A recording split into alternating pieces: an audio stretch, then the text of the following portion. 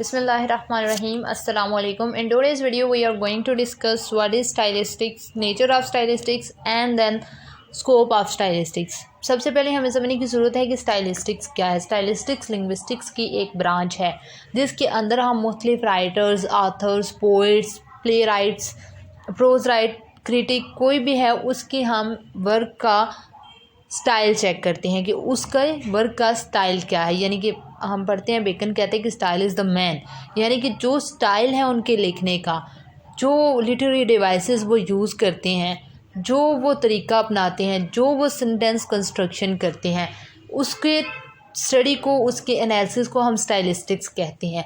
यानी हर राइटर मुख्तलिफ तरीका अपनाता है, सब यूज़ लैंग्वेज को ही करते हैं, सबका इसका मेन कंसर्न लिंग्विस्टिक्स का है, यानी सब लैंग्वेज को यूज़ कर रहे हैं, लेकिन हर एक का लैंग्वेज को यूज़ करने का अपना एक डिफरेंट अंदाज़ है।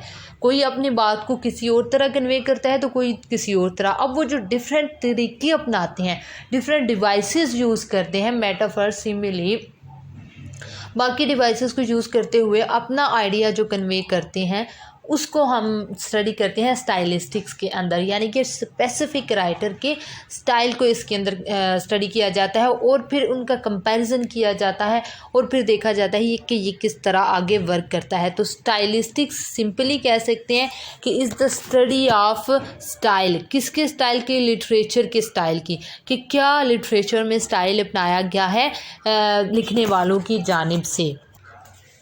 एक्चुअली इसका जो ताल्लुक़ है, जो कंसर्न है, जैसे लिंग्विस्टिक्स स्टडी करता है कि क्या रिलेशनशिप है वर्ड्स और साउंड्स के दरमियान, वर्ड्स और उनके मीनिंग्स के दरमियान, इसी तरह स्टाइलिस्टिक्स भी स्टडी करता है कि लैंग्वेज ऑफ लिटरेचर क्या है और मीनिंग ऑफ लिटरेचर फिर उससे क्या डेवलप होता है। इसके लिए different theories, different methods, different forms use की जाती हैं इसको एनालाइज करने के लिए, इसको फर्दर जानने के लिए। पहले स्टाइलिस्टिक्स का स्कोप महदूद था, सिर्फ महदूद पैमानों पे उसकी स्टडी की जाती थी, लेकिन अब ये दिन ब दिन एक्सपेंड कर रहा है, डिफरेंट फील्ड्स में जा रहा है। इसके अंदर नॉन फिक्शनल फील्ड्स भी आ रही हैं, जिसमें जैसा कि इसमें आ जाता है न्यूज़ रिपोर्टिंग, एकेडमिक राइटिंग, इसमें नॉन प्रिंटिंग भी आ जाते हैं, फिल्म, टेलीविज़न, आजकल ह्यूमर, सब कुछ इसके अंदर ऐड होता है स्टाइलिस्टिक्स की स्टडी के अंदर। यानी कि इसका स्कोप बढ़ता चला जा रहा है, इसका दायरा वसी से वसी तर होता चला जा रहा है। अब स्टाइलिस्टिक्स के स्कोप का सही तरह से अंदाज़ा लगाने के लिए इसके जो कुछ पैरामीटर्स हैं, जो इसमें कुछ टूल्स यूज़ होते हैं, जो कुछ मेथड्स यूज़ होते हैं, जो थेरीज़ यूज़ होती हैं, उनको स्टडी किया जाता है, उनका एनालिसिस किया जाता है, उनको देखा जाता है। तो इससे हमें पता चलेगा कि ये कहाँ कहाँ तक इसकी रेंज आती है स्टाइलिस्टिक्स की और कहाँ कहाँ तक ये एक्सपेंड करता है। अब हम इसके हवाले से तीन तरीक़ों से इसको स्टडी किया जा सकता है, यानी कि हमें पता चलेगा कि इसकी बाउंड्रीज़ कहाँ कहाँ तक हैं। हम इसको देखेंगे विद रेफरेंस टू टेक्स्ट, यानी कि रेंज ऑफ टेक्स्ट क्या है, फिर हम देखेंगे range of theories and then range of methodology. Range of text में हम देखते हैं कि यानी कि किस किस काइंड की टेक्स्ट इसके अंदर यूज़ की जा सकती है। तो हमें बताते हैं कि माजी में तो इस टेक्स्ट की कुछ एस्पेक्ट्स डिटरमिन थे कि भाई सिर्फ इस तरह की टेक्स्ट इस्तेमाल की जाएगी, लेकिन अब ऐसा नहीं है। अब इसके अंदर लिटरेरी एंड नॉन लिटरेरी दोनों तरह की टेक्स्ट इस्तेमाल की जा सकती है, दोनों का एनालिसिस किया जा सकता है। किसी किस्म की रिस्ट्रिक्शन नहीं है कि ये टेक्स्ट, इस टेक्स्ट का एनालिसिस किया जा सकता है, इसका नहीं। लेकिन ज़्यादा फोकस जो है वो रिटन लैंग्वेज पे किया जाता है as compare to spoken language. उसमें भी आजकल एक मज़ीद वैरायटी और मज़ीद उसका स्कोप वसी इस तरह हुआ कि recording techniques has enabled the transcription of spoken language. अब रिकॉर्डिंग टेक्निक्स ने जो ट्रांसक्रिप्शन है स्पोकन लैंग्वेज की उसके अंदर मदद कर दी, तो जो स्पोकन का मसला था वो भी हल होता चला गया। यानी कि इसकी रेंज हम कह सकते हैं कि वसी होती चली जा रही है। लिंग्विस्टिक यूजेस के लिहाज से ये काफ़ी एप्लीकेबल हमारे लिए हो गई है। ये एनालाइज करती है लैंग्वेज को स्पोकन कम्युनिकेशन के लिहाज से, फिल्म के लिहाज से, एडवर्टाइजमेंट के लिहाज से, ह्यूमर के लिहाज से, यानी कि रीसेंट डेवलपमेंट इसमें काफ़ी ज़्यादा हुई हैं।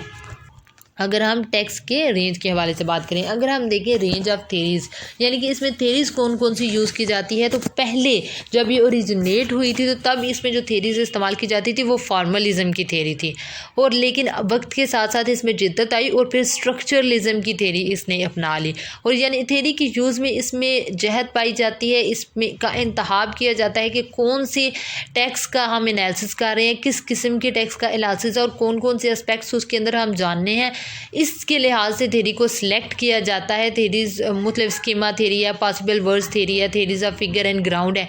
तो जो टेक्स्ट है उसके लिहाज से इंतखाब करते हैं स्टाइलिस्ट कि कौन सी थेरी को वो अपनाएंगे। साइकोलॉजिस्ट के साथ मिलकर स्टाइलिस्ट इस हवाले से नए कुछ फॉर्म करने की कोशिश कर रहे हैं थेरीज, जिसके ज़रिए से रीडर का रिस्पांस भी पता चल जाए लिंग्विस्टिक स्टाइल के हवाले से।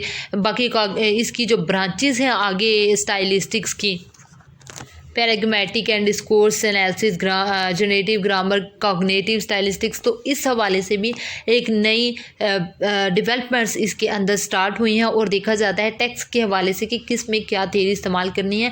हम देखते हैं कि इसकी थेरीज़ भी इसके टेक्स्ट की तरह एक्सपेंड कर रही हैं, इसके अंदर भी काफ़ी वैरायटीज़ आ जाती हैं। इसके अंदर कॉग्निटिव यानी कि ये माइंड का, इंटेलेक्ट का, साइकोलॉजी के साथ रिलेट इसको करने की कोशिश कर रहे हैं स्टाइलिस्ट मिल के। इसके अलावा इसके अंदर पैराग्मेटिक, डिस्कोर्स, इसके अंदर पॉसिबल वर्ड्स थेरीज, इसके अंदर स्कीमा थेरी, हर चीज़ इसके अंदर ऐड होती चली जा रही है, यानी कि रिसेंट डेवलपमेंट्स इसमें भी काफ़ी ज़्यादा हुई हैं। अब अगर हम बात करें रेंज इन मेथड के लिहाज से, तो भाई जो टेक्स्ट होगी उसके मुताबिक थेरी बनेगी, और जब थेरी अप्लाई करेंगे तो थेरी में हम मेथड भी डिसाइड कर लेते हैं कि हमने कौन सा मेथड चूज़ करना है। भाई फॉर एग्जांपल अगर हमने शेक्सपियर की वोकैबुलरी को चेक करना है कि वो जॉनसन से वाइडर है या उससे कम है, इस लिहाज से तो हम उनके डिफरेंट लेक्सीम्स जो वो यूज़ करते हैं अपने वर्क के अंदर उनको स्टैटिस्टिकली एनालाइज करेंगे। तो टेक्स्ट के लिहाज से देखा जाता है कि हम उसके अंदर कौन सी थेरी, कौन सा मेथड अप्लाई करेंगे, और मेथड भी वसी से, इसमें क्वांटिटेटिव मेथड, क्वालिटेटिव मेथड दोनों यूज़ किए जाते हैं। क्वांटिटेटिव मेथड में उसका न्यूमेरिकल एनालिसिस किया जाता है, जबकि क्वालिटेटिव एनालिसिस में उसका कंटेक्चुअल फैक्टर्स को स्टडी किया जाता है।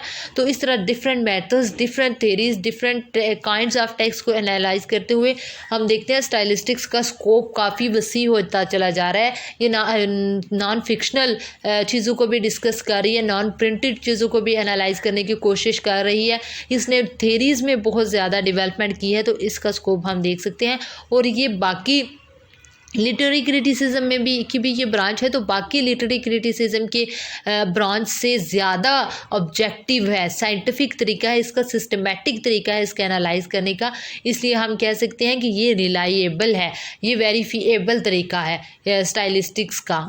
आई होप आपको समझ आ गई होगी कि स्टाइलिस्टिक्स का स्कोप क्या है। इसका स्कोप दिन ब दिन वसीतर होता चला जा रहा है। Thank you so much for watching the video, and if you like the video then don't forget to subscribe the channel. Thank you.